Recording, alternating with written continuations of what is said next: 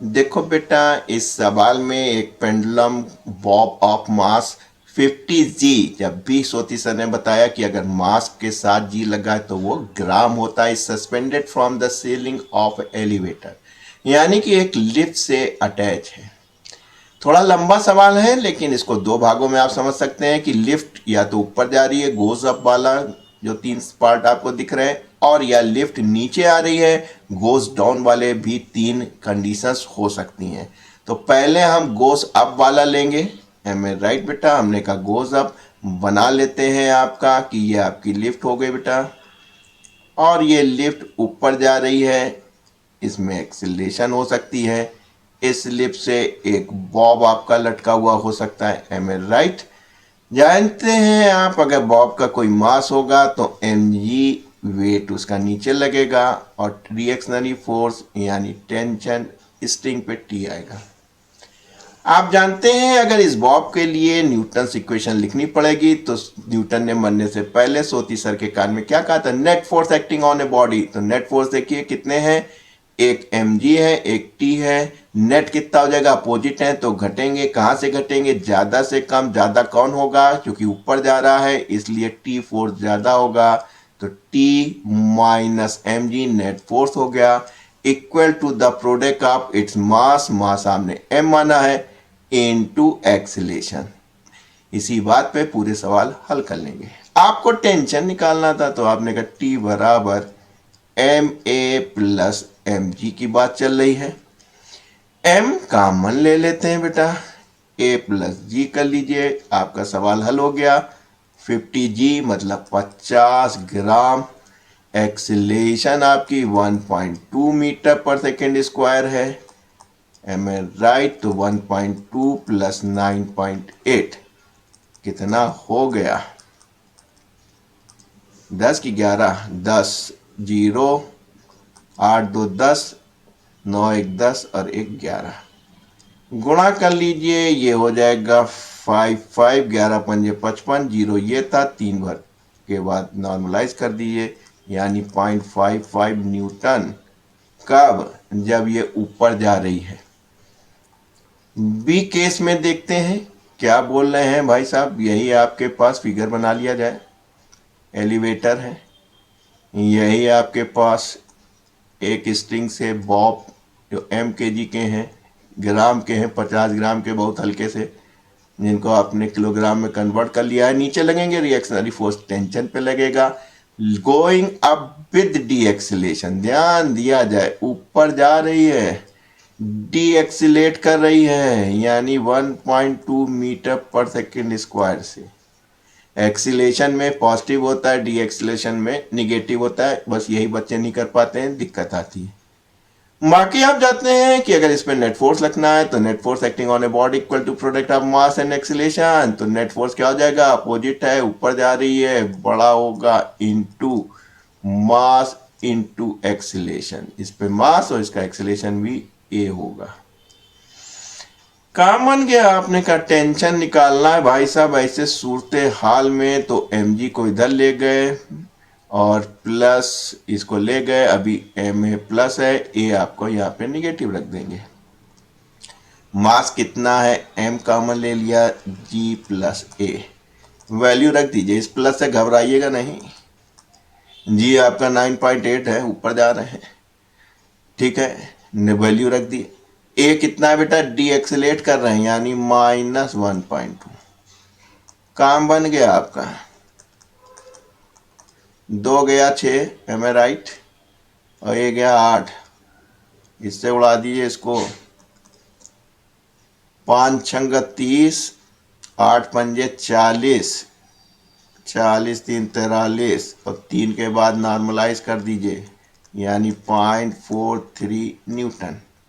इतना टेंशन आएगा इसमें। आइए बात करते हैं तीसरे केस की, बात करते हैं। M a right? दोस्तों चलते हैं सी पार्ट के पास। सी पार्ट में क्या कह रहा है? Going goes up uniform velocity. कोई दिक्कत नहीं है, ये आपकी हो गई एलिवेटर, ये हो गया आपकी स्ट्रिंग, ये हो गया आपका बॉब। बॉब में एम जी नीचे लग रहा है बेटा, टी से आप रिएक्शनरी फोर्स आएगा। अब आप जा तो ऊपर रहे हैं लेकिन वी कांस्टेंट है। वी कांस्टेंट का मतलब समझ रहे हैं, एक्सीलरेशन इज जीरो। अरे डी बाई डी टी क्या होगा, कांस्टेंट का जीरो हो जाएगा।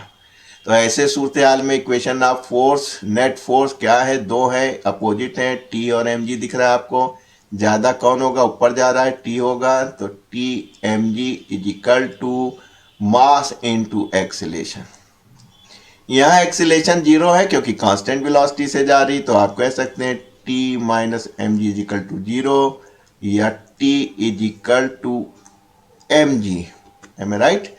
काम आपका बन गया। आपने कहा ऐसे सूरत हाल में 50 इंटू 10⁻³ इंटू जी हो गया 9.8। इससे आप इसको उड़ा दीजिए, एम ए राइट, और आप आराम से कह सकते हैं 8 पंजे 40, 45 और 4 49, 3 के बाद लगाना है तो 1 2 3, ये हो गया इतना।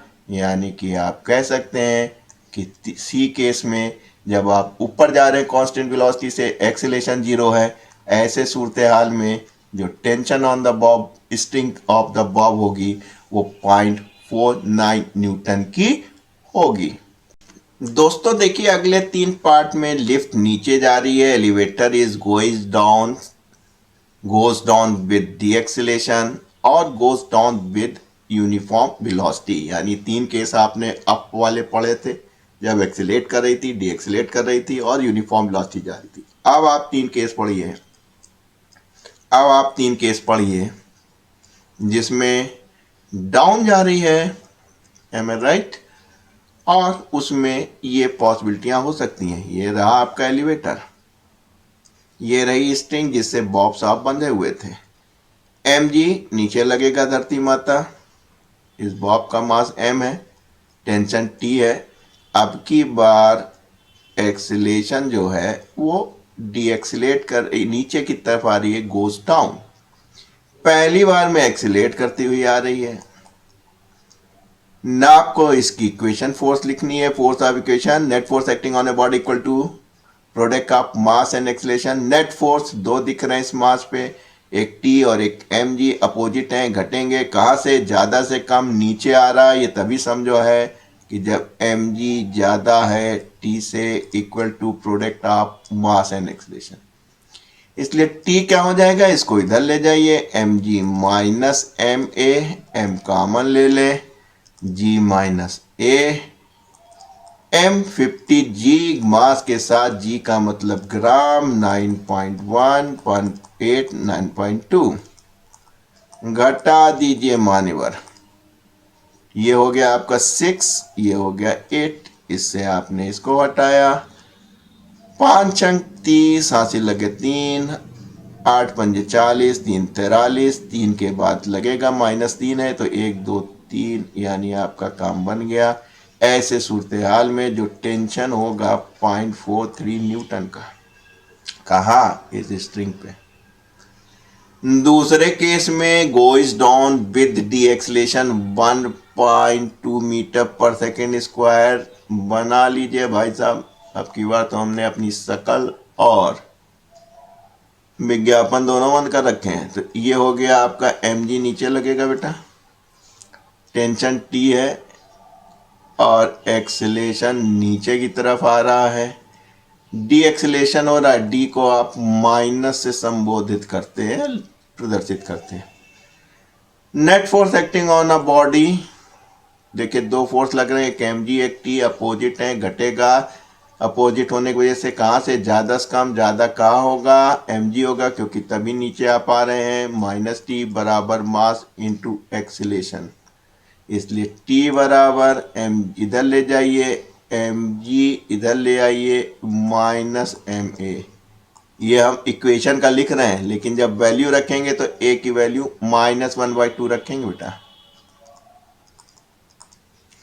मास हो गया आपका 50 ग्राम, जिसको किलोग्राम में बदल दिया, 9.8 जानते हैं। एक्सीलेशन आपकी बेटा -1.2 है, ये पहले से माइनस था, ये माइनस मिलके प्लस हो गया, यानी 50 इंटू 10⁻³ -3, इसको जोड़ दीजिए, 8 2 10, 11, यानी कि आप कह सकते हैं 11 पंजे 55, इसका 0 3 के बाद ये, यानी कि आपके पास जो टेंशन हो गया 0.55 न्यूटन का हो गया। तो आइए चलते हैं एफ, यानी कि इसमें भी आपका नीचे आ रही है एम ए राइट। जब ऐसे सूरत हाल में ये नीचे आ रही है तो आप कह सकते हैं कि जो ये एम जी है और इसका जो टेंशन टी लग रहा है नीचे आ रही है, यहाँ पे शो कर दें वेलोसिटी कांस्टेंट है, यानी कि एक्सेलेरेशन जीरो हो गई। भाई जब वेलोसिटी कांस्टेंट यूनिफॉर्म होती है तो rate of change of velocity zero हो जाएगा, यानी एक्सेलेरेशन जीरो हो जाएगी। तो ऐसे सूरत हाल में नीचे आने की इक्वेशन लिखिए, m g minus T is equal to mass into acceleration. 6 बार में तो लिखना सीख ही गए होगे भाई। तो mass into acceleration, acceleration zero है तो आपने कहा कि ये जीरो हो जाएगा, तो टी बराबर एम जी के, एम है आपका 50 ग्राम का, ये है आपका 9.8, ये आपका है 9. बस आपका काम बन गया। आपने कहा कि इसको मल्टीप्लाई कर लीजिए, तो इसको इससे घटा दीजिए, 8 पंजे 40, एम ए राइट 45 और 4 49.3 के बाद लगा दिए, 1 2 3, 0 हो गया, यानी टेंशन हो जाएगा 4.9 न्यूटन।